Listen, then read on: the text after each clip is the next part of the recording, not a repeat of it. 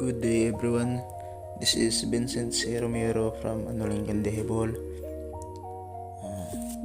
Today I will report my assigned topics.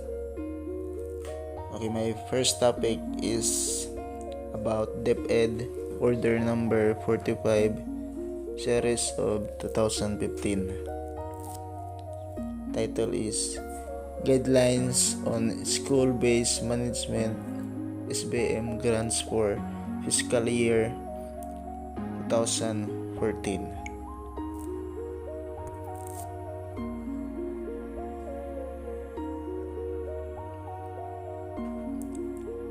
Okay, 1 is objectives.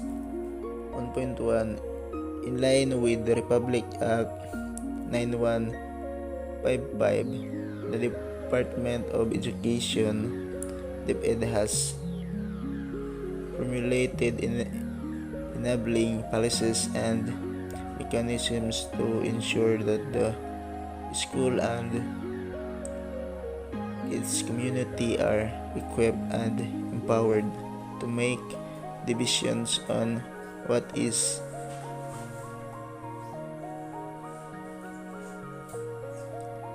best for their learners. Studies have shown that effective school-based management can be established by developing the capability of schools to manage their own affairs. One of the support mechanisms provided to schools is the provision of additional resources through the SBM grant. The SBM grant shall be used to augment the school fund on maintenance and other operating expenses. 1.2, the SBM grant 2014 is a continuing fund valid until December 31, 2015, that can be accessed by eligible disadvantaged schools. The SBM grant aims to improve the performance of schools in terms of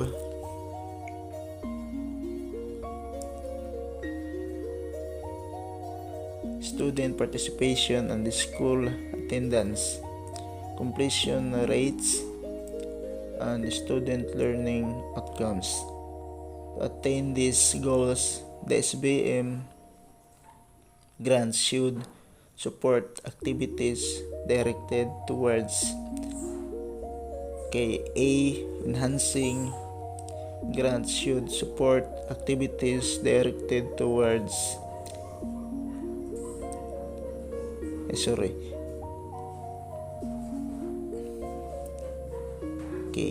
enhancing the teaching and learning experience in school.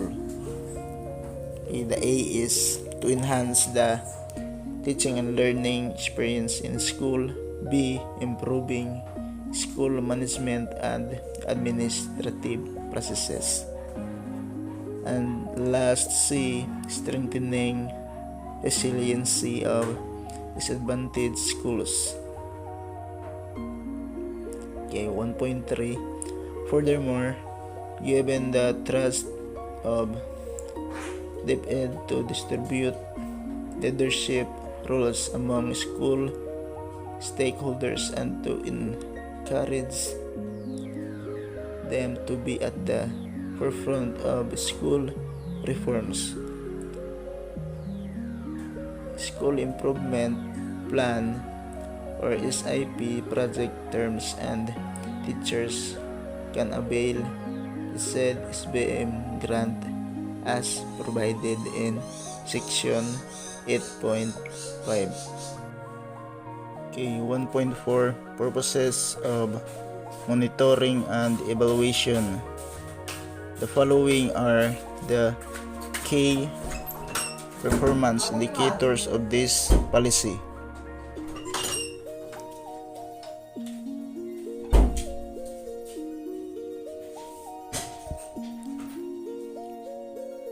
Here are the criteria and performance standards. The criteria first is the efficiency of liquidation. The performance standards of efficiency of liquidation is 90% of SBM grants are fully liquidated by December 31, 2015. And the second one is the quality of SBM projects. The performance standards of the quality of SBM projects is 80% of randomly monitored SBM grant projects meet the standards of quality set by DepEd Central Office or CO on SBM projects. Number 1 is objectives. Now we go to number 2, coverage. The 2.1, these guidelines cover the utilization of SBM Grant 2014 as stated in Special Provision number 17 under Section 7A of the General Appropriations Act or GAA 2014. Aside from the grant, a program support fund PSF shall also be given to divisions and regions with eligible schools and to the CO for creating the support mechanisms needed to help make the SBM initiatives at the school level effective. Needed to help make the SBM initiatives at the school level effective. Then we go to 2.2. The order shall detail the guidelines of the selection, allocation, availment, release, utilization, liquidation, monitoring, and reporting of school grants and projects.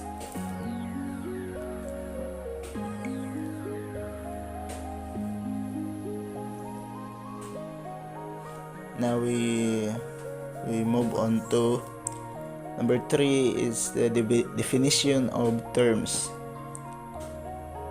For purposes of these guidelines, the following terms shall be taken to mean as follows. 3.1 Annual Implementation Plan or AIP. A year-by-year plan that contains the specific activities, outputs, required resources, schedule, and individuals who will be accountable for the school's priority improvement areas. Number 3.2 Disadvantaged schools. Disadvantaged schools are small schools belonging to 3rd, 4th, 5th, and 6th income class municipalities. 3.3 Enhanced School Improvement Plan or SIP. This is an improved planning process released in 2015 which uses tools of the Continuous Improvement or CI methodology, emphasizing a more participatory and learner-centered approach and encouraging a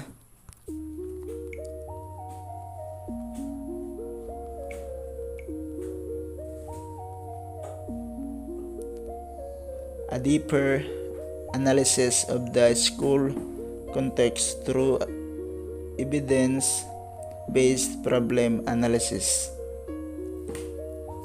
Okay, 3.4 eligible schools. Schools that meet the eligibility criteria of this policy. 3.5 grant.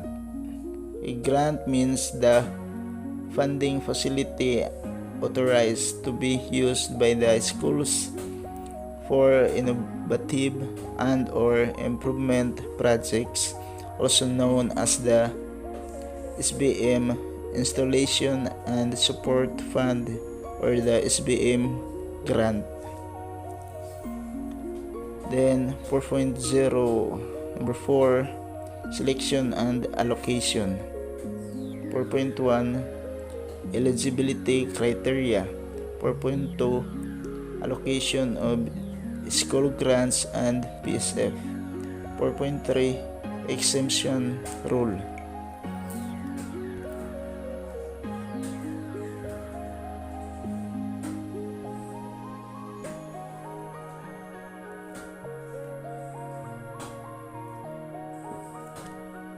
Okay, we go now to number 5, eligible activities and expenses. 5.1, school grant eligible activities and expenses. 5.2, non-eligible expense items are the following. Okay, A, hiring and payment of salaries of additional staff. B, payment of professional fees or honoraria. C, payment of utilities. D, purchase and reproduction of National Achievement Test or the NAT test reviewers. Letter E, purchase of commercially available instructional materials. F, field trips and other educational trips. G, purchase of equipment. H, activities funded by other special or national programs or subsidies. Letter I, gifts or tokens for DepEd monitoring and field technical assistance or TA teams. And the last one is letter J.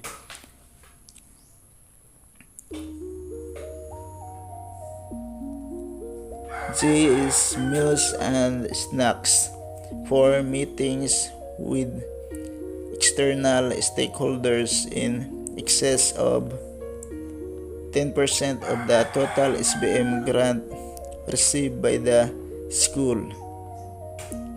Okay. Now we go to 5.3 PSF eligible activities.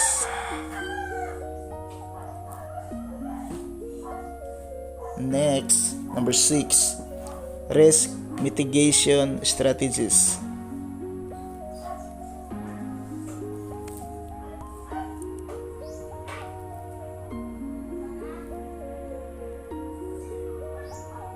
Under number 6 is 6.1, managing inadequate financial management capacity of recipient schools.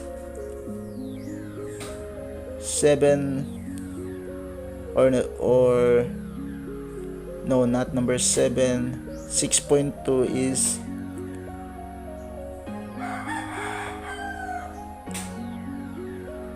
on ensuring transparency and accountability in the use of SBM grant. Now we go to number 7, availing the funds. How to avail the funds. 7.1, school grants availment. 7.2, PSF availment.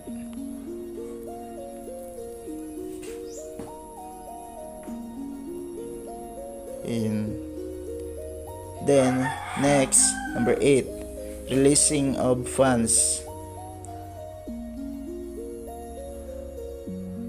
So here's the information of releasing the funds. The BDFMS shall immediately effect the transfer of the allotment to the respective units through the issuance of a sub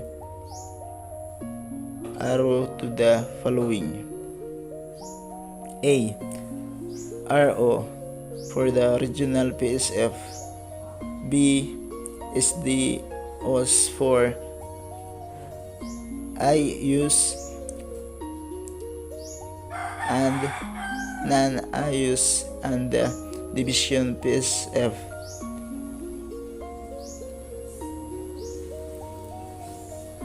Next, 8.2. The SDO shall request the concerned DBM ROs for the release of the notice of cash allocations, supported by copies of sub-arrows corresponding to the allotment release. Allotment release by the CO and the revised monthly disbursement program. Okay, if that is applicable. Now we go to 8.3. And the 8.4, the SDO shall release the SBM grant to IUs and non-IUs in 2 tranches. For the first tranche, 70% of the total SBM, and for the second tranche, the remaining balance 30% upon submission of a liquidation report of at least 75% of the previous cash advances. 8.5, then 8.6. 8.6 is all SBM grants must be fully obligated and liquidated immediately or not later than December 31, 2015, as stated in the Manual of Simplified Accounting Procedures.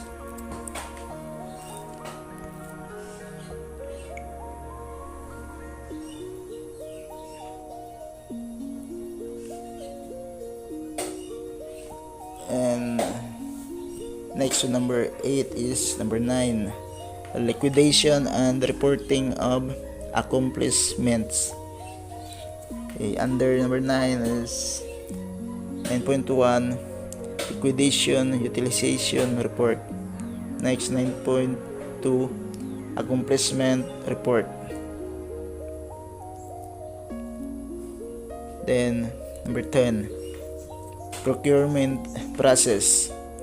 10.1, the existing bids and awards committee or BAC of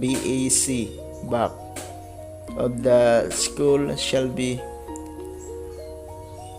responsible for the procurement of supplies and materials. 10.2, for schools with less than 5 permanent employees, schools may avail the services of a BAC that is accessible to their schools. 10.3, and now we go to next, number 11 is the rules and responsibilities. 11.1, 11.2, 11.3. Now 11.4, national level, the School Effectiveness Division or SED of the Bureau of Human Resource and Organizational development shall take charge of the overall implementation of the SBM grant in close coordination with the finance service or finance service. The functions of the SEDR. Okay, letter A is formulating the guidelines on SBM grant implementation. Next, letter B, identifying eligible schools based on the criteria set in these guidelines. Next, letter C, allocating SBM grants for eligible schools and PSFs for divisions and regions. D, monitoring and evaluating SBM grant utilization.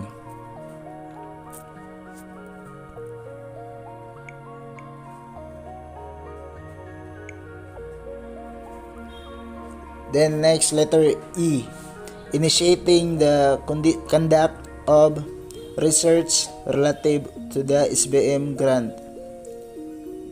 Letter F, providing coaching and technical assistance to regions when necessary. And lastly, letter G, conducting capacity building for the ROs. And number 12, effectivity of this law. All DepEd orders and other related issuances, rules and regulations and provisions which are inconsistent with these guidelines are hereby repeated, rescinded or modified accordingly. Moreover, this policy shall take effect 15 days after the publication in the Office of the National Administrative Register or ONR at the University of the Philippines, UP Law Center of UP Diliman, Quezon City. 2. Undersecretaries, Assistant Secretaries, Bureau Directors, Directors of Services, Centers, and the heads of units, Regional Directors, Schools Division Superintendents, Heads, Public Elementary and Secondary Schools, all others concerned. Number 1. To further strengthen decentralization effort at the school level and in line with the Republic Act number 9155, also known as Governance of Basic Education Act of 2001, the Department of Education or DepEd shall continue providing school-based management or SBM grants as additional funds to public elementary and secondary schools, which shall be used to augment the school fund and maintenance and other operating expenses. Funds for this purpose come from the fiscal year 2014 General Appropriations Act. And number 2, eligible disadvantaged elementary and secondary schools shall be entitled to receive this grant subject to the enclosed guidelines on the availment, release, utilization, and liquidation of the SBM grants. Number 3, all DepEd orders and other related rules and regulations and provisions which are inconsistent with these guidelines are hereby repeated, rescinded, or modified accordingly. Number 4, for more information, all concerned may contact the school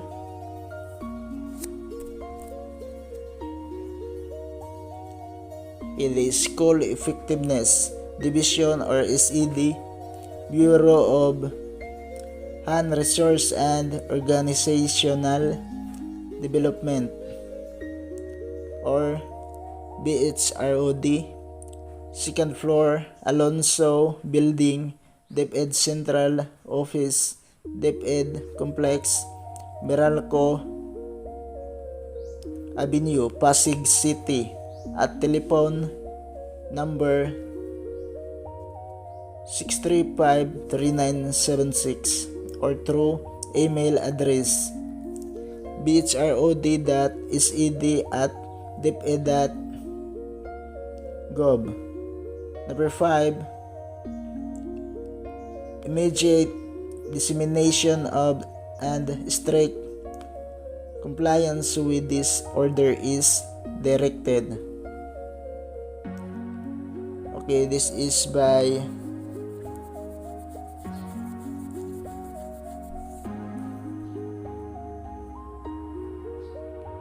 Armin A. Luistro, the Secretary, or Secretary Armin E. Luistro. DepEd Order Number 45S-2015,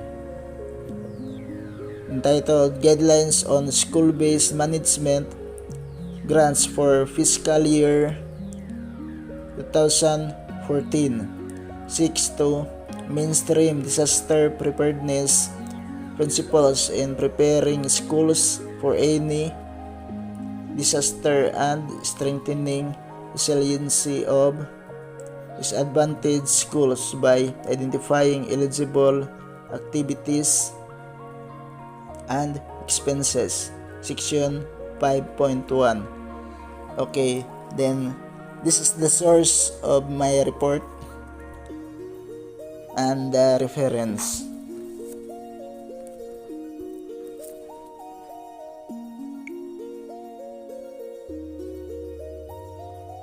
Okay, that ends my first report.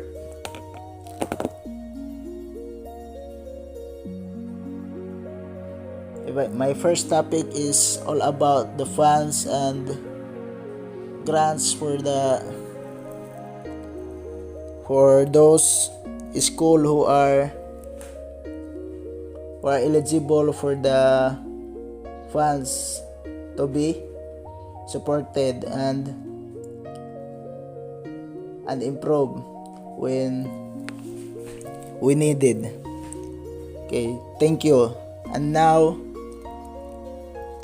let's move on to my second topic. Okay, the second topic that I will discuss today is all about DepEd Order Number 24S-2020, entitled The National Adoption and Implementation of the Philippine Professional Standards for School Heads. 2. Undersecretaries, Assistant Secretaries, Bureau Directors, Directors of Services, Centers and Heads of Units, Regional Directors, Schools Division Superintendents, Public and private elementary and secondary school heads, all others concerned. Number 1. In line with the commitment of the Department of Education or DepEd,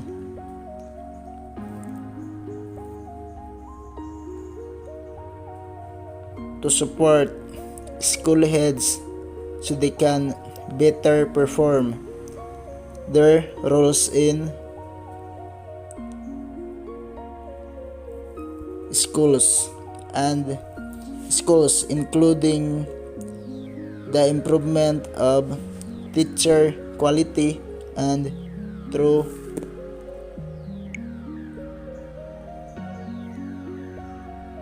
this learner achievement. The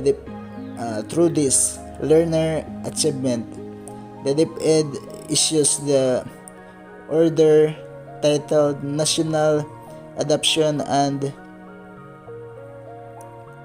Implementation of the Philippine Professional Standards for School Heads, or PPSS. Number 2, the DepEd recognizes the importance of professional standards in the continuing professional development and advancement of school heads based on the principles of career long learning. The DepEd upholds that quality student learning is contingent upon quality teachers who are supported by quality school leaders. Okay, the school heads are the quality school leaders. Okay, number 3, the changes brought about by various national and global frameworks such as the K-12 Basic Education Program or ASEAN Integration, globalization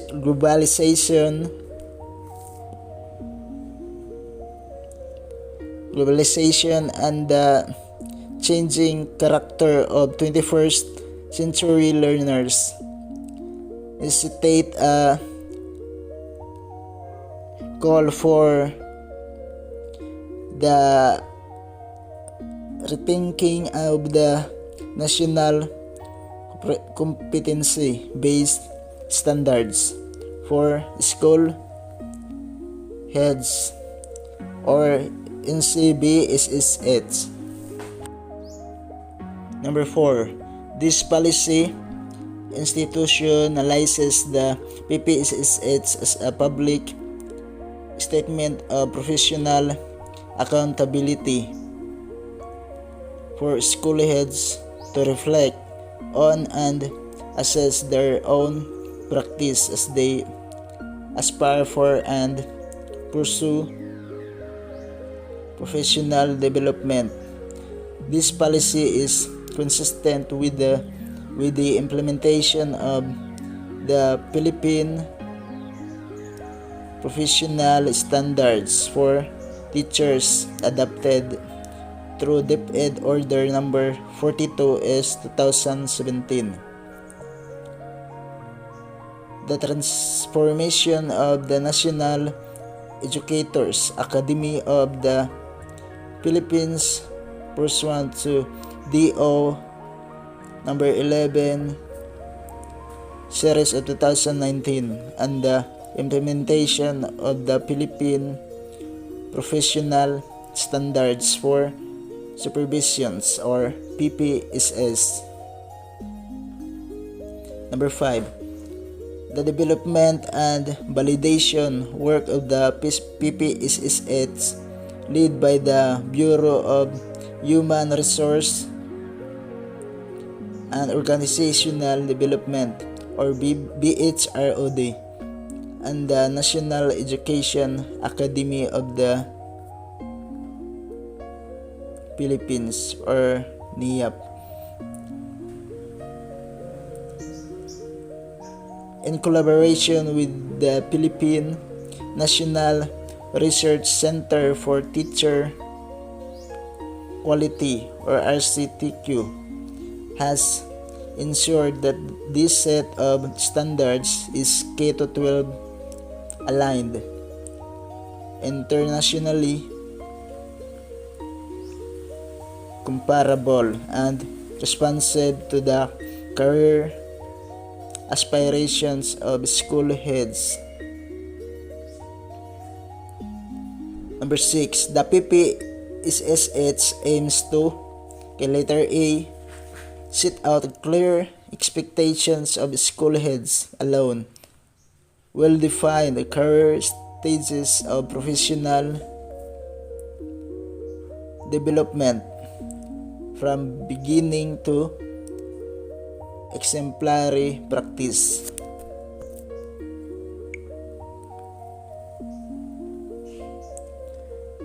Next, letter B, engage school heads to activity, embrace a continuing effort to attain high levels of proficiency. And last, letter C, provide support for professional learning and development, help identify development needs, and facilitate uniform assessment of performance. Number 7, school heads or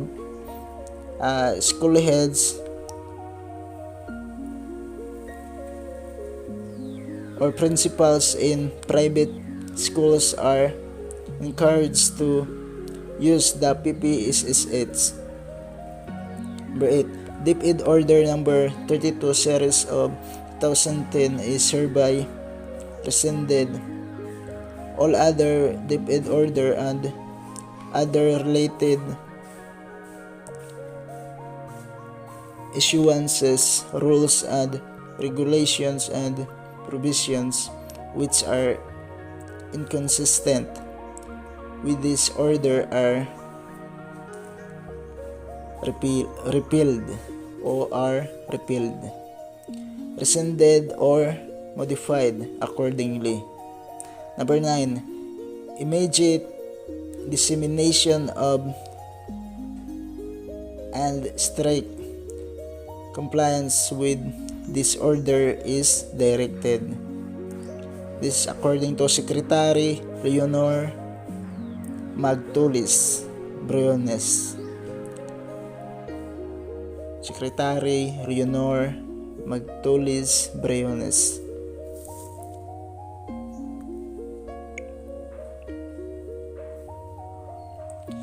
National adoption and implementation of the Philippine Professional Standards for School Heads. Okay. First, we will read the rationale. Number 1, school heads, as stewards of schools, play a crucial role in ensuring an enabling and supportive environment for effective teaching and learning. Second, teacher quality is vital in relating learner achievement. However, teachers alone cannot bring about substantive changes without effective leadership. Third, the changes brought about by various national and global frameworks such as the K-12 Basic Education Program, ASEAN Integration, Globalization, and the Changing Character of 21st Century Learners necessitate a call for the rethinking of DepEd Order number 32 series of 2010 titled The National Adoption and Implementation of the National Competency-Based Standards for School Heads, or NCB SSH. Fourth, the Philippine Professional Standards for School Heads, PPSH, introduces a continuum of professional practice that supports school heads to pursue career progression amid various national and international reforms such as the K-12 Basic Education Program and the Philippine Professional Standards for Teachers, as well as ASEAN integration.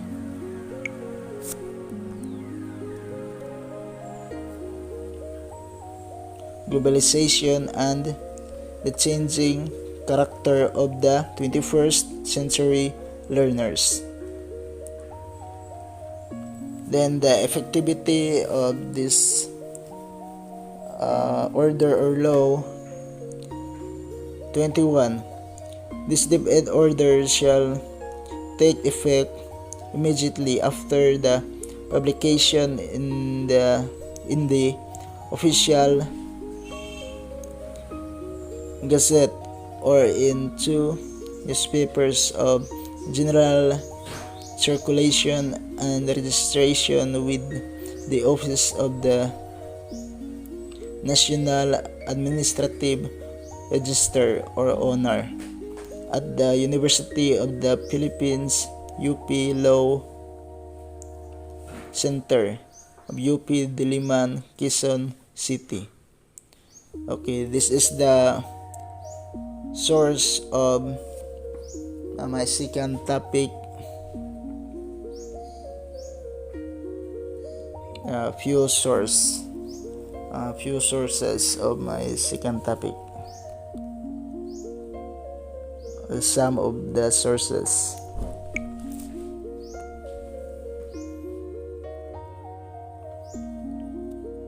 Okay, this is my learning insights on my second topic. DepEd Order number 45 series of 2015. No, this is not the learning insights of my second topic. This is the learning insights of my first topic. I will read first. DepEd Order number 45 series of 2015.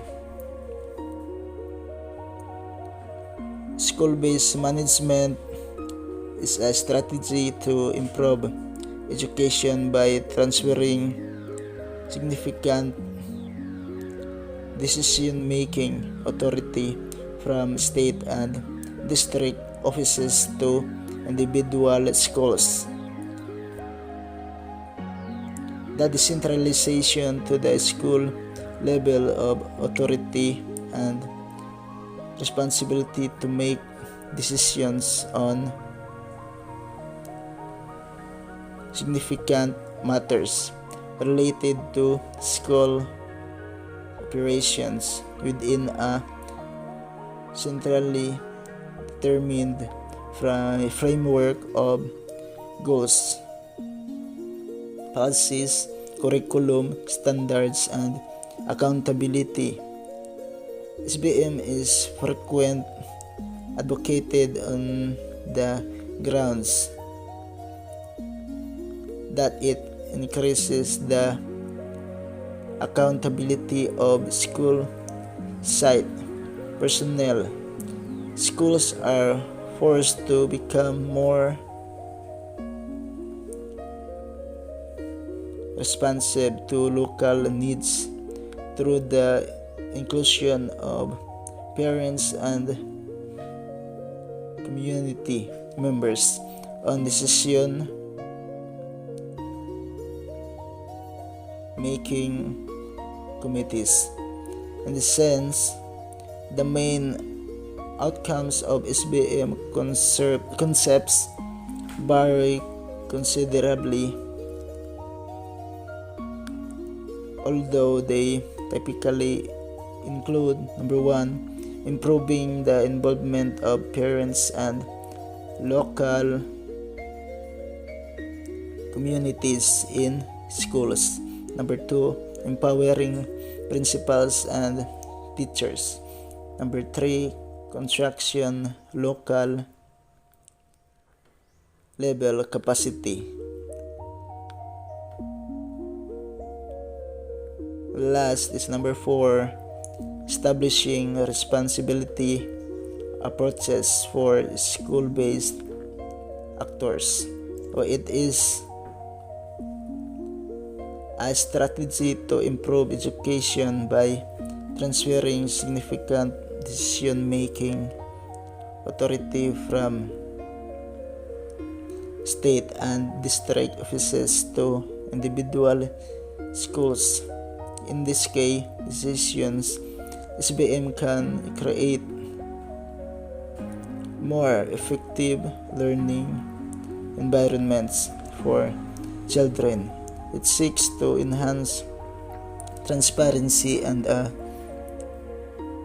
accountability in the use of public funds and school operations by providing a participatory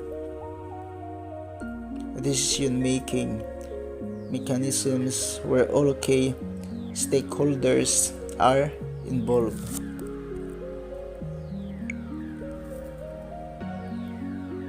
Okay, this is the sources of my learning insights. Okay, the learning insights of my second topic. Now I will read. DepEd Order Number 24 Series of 2020. The policy statement. The department institutionalizes a set of professional standards for school heads, which articulates the professional practice expected of a quality school head. The PPSS shall be the foundation of relevant human resource systems, policies, guidelines, and mechanisms, including the recruitment, selection, and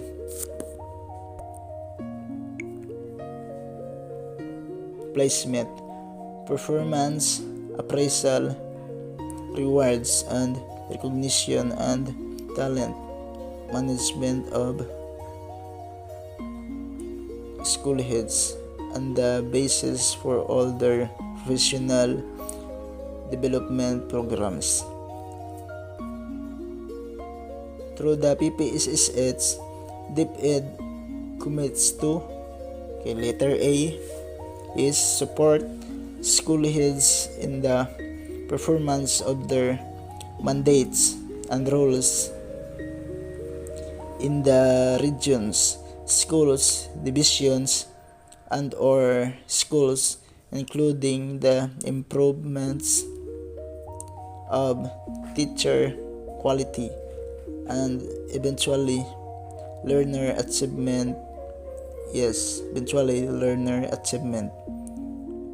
Letter B, promote the continuing professional development and advancement of school heads based on the purpose of career-long learning. And lastly, letter C, help school heads reflect on and assess their own practice as they aspire for and pursue professional development. Okay, the PPSS framework. The PPSS framework addressed to the following principles. A, it is learner-centered. Okay, the PPSS is learner-centered. This is not a teacher-centered, but it is learner-centered. B, it emphasizes building and strengthening a network of stakeholders for schools and people effectiveness. C, it reflects the understanding problems and issues at the school and the need to address them.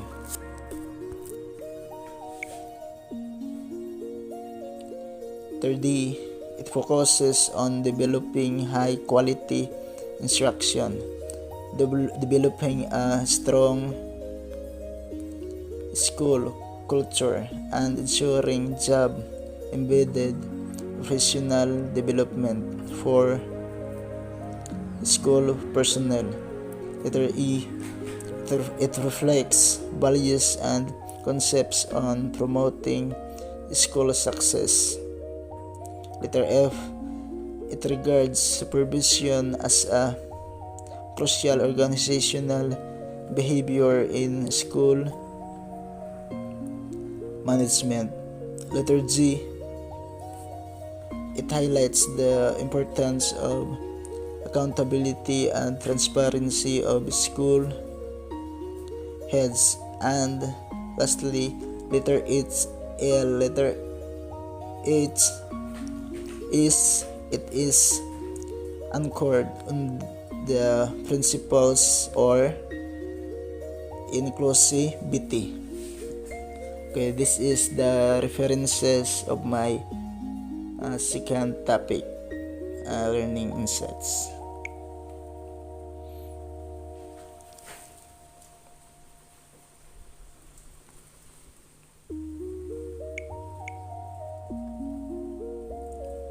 Okay, that's all. Thank you for watching and listening. Thank you for the time, my co-masterants, and especially to our professor, Sir Julius J. Igot. Thank you so much, sir. I hope nga ay sabta ni mag-discussion.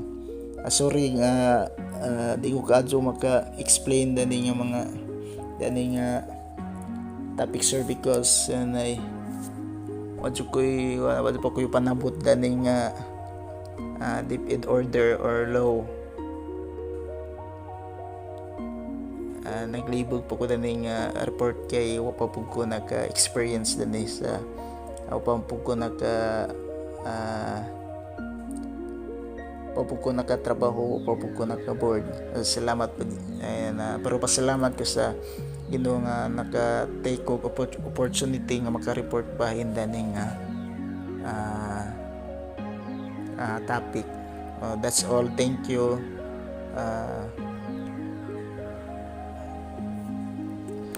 Goodbye to everyone and God bless. That's all. Thank you.